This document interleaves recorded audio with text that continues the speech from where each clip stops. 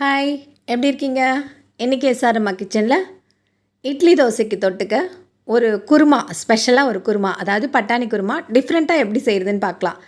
இஞ்சி பூண்டு பேஸ்ட்லாம் இல்லாமல் சிம்பிளாக ஆனால் ரொம்ப டேஸ்ட்டாக எப்படி செய்கிறதுன்னு பார்க்கலாம். அதுக்கு பட்டாணியை ஒரு 5 மணி நேரம் ஊற வச்சுக்கணும். அதாவது நைட்டு ஊற வச்சுட்டு காலையில் செய்கிறதுக்கு சரியாக இருக்கும். நல்லா ஊற வச்சுக்கலாம். காலையில் ஒரு குக்கரில் ஊறின பட்டாணியை கழுவி சேர்த்துட்டு அது கூடவே ஒரு உருளைக்கிழங்கை நல்லா கழுவிட்டு போட்டு தண்ணி ஊற்றி மூடி வச்சிடலாம். இந்த பட்டாணியும் உருளைக்கிழங்கும் ஒரு 2 சவுண்டில் வெந்துடும். ஏன்னா 5 மணி நேரம் ஊறி இருக்குல்ல, ஒரே சவுண்ட்லேயே வெந்துடும். கொஞ்ச நேரம் சிம்மில் வச்சுட்டு நம்ம ஆஃப் பண்ணிக்கலாம். இப்போ கேஸ் ஸ்டவ் ஆன் பண்ணிடலாம். அது வெந்துட்டுருக்கட்டும். அதுக்கு நடுவில் நம்ம என்னெல்லாம் போட்டு அரைக்கணுங்கிறத பார்க்கலாம். ஒரு பேன் வச்சு ஹீட் ஆனதும் எண்ணெய் ஊற்றி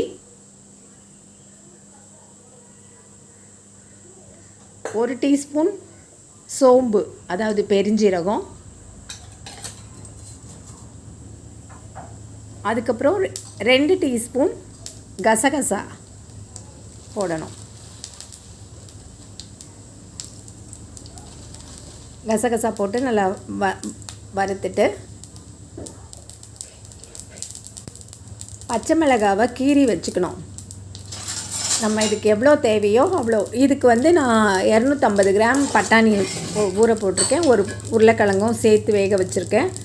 இதுக்கு ஒரு 6, இது நல்லா காரமாக இருந்தது, அதனால் ஒரு 5 கூட போதும். உங்களுக்கு காரம் எப்படி தேவையோ அப்படி போட்டுக்கலாம். அதையும் போட்டு கீரி போடணும், அப்படி போட்டால் வெடிக்கும். அதனால் கீரி போட்டுட்டு நல்லா வதக்கி விட்டுடலாம். இதனோட ஃப்ளேவரே வித்தியாசமாக இருக்கும், நல்லாயிருக்கும். கசகசா சோம்பு பச்சை மிளகாலாம் போட்டு இருக்கும்போது நல்லாயிருக்கும்.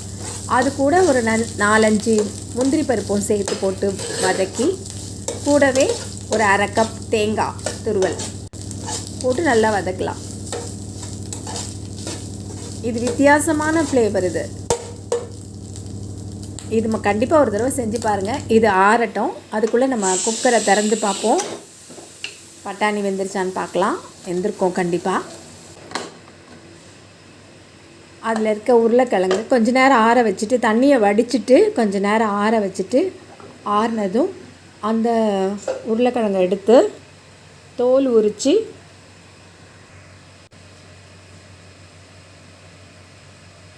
மசிச்சு அதுக்குள்ளேயே போட்டுடலாம், பட்டாணிக்குள்ளேயே போட்டுடலாம். தோலை உரித்து கொஞ்சம் கையிலேயே அப்படி பசைஞ்சு விட்டாவே போதும், இல்லைன்னா குட்டி குட்டியாக கட் பண்ணி போட்டுக்கலாம். அதில் போட்டு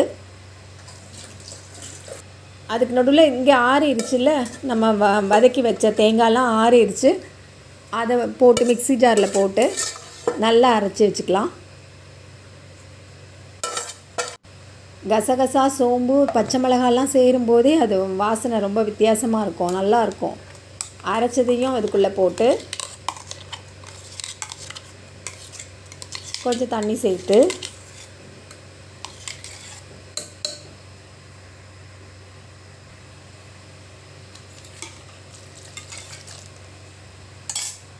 கொஞ்சம் மஞ்சத்தூள் சேர்த்துக்கலாம்.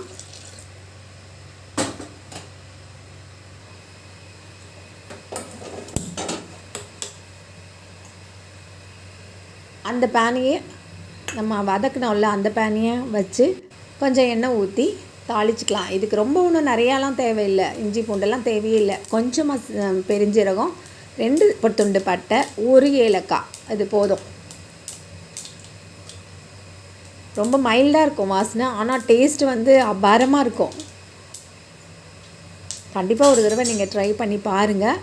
இட்லி தோசைக்கு ரொம்ப பெஸ்ட்டான சைட் டிஷ்ஷுன்னு சொல்லலாம். வெங்காயம் கொஞ்சம், ஒரு வெங்காயத்தை குட்டி குட்டியாக வெட்டி அதையும் போட்டு நல்லா வதக்கிக்கலாம். இதுக்கு புதினா வேண்டாம், கொத்தமல்லி வேண்டாம், எதுவும் வேண்டாம். ப்ளைனாக இப்படியே கருவேப்பிலை வேணாலும் போட்டுக்கலாம், நம்ம இஷ்டம்தான். நல்லா வதக்கி விட்டுட்டு கோல்டன் ப்ரௌனாக வதங்கிடட்டும்.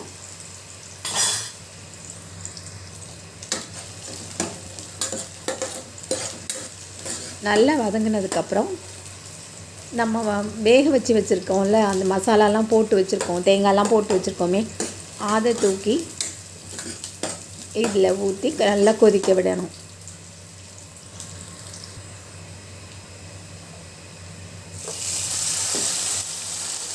எல்லாத்தையும் போட்டு நல்லா மிக்ஸ் பண்ணி கொஞ்சம் தண்ணி ஊற்றி அலசி ஊற்றி நல்லா கொதிக்க விடணும்.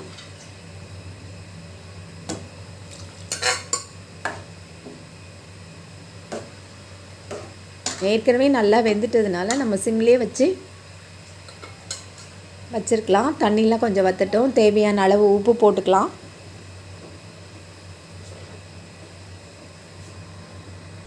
நல்லா கொதிக்கட்டும். கொதித்ததுக்கப்புறம் கொஞ்சம் மீடியம் ஃப்ளேமில் வச்சிடலாம். அது அப்படியே கொஞ்சம் சேர்ந்து வரட்டும். இது வாசனையே டோட்டலாக டிஃப்ரெண்ட்டாக இருக்கும். பாருங்கள், நல்லா கொதித்து வந்துருச்சு. பான் கலர்ஃபுல்லாக இருக்குது. இட்லி தோசைக்கு அவ்வளோ நல்லாயிருக்கும்.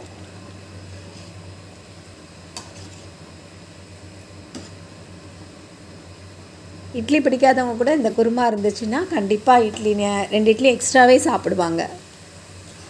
அந்த அளவுக்கு டேஸ்ட்டாக இருக்கும்.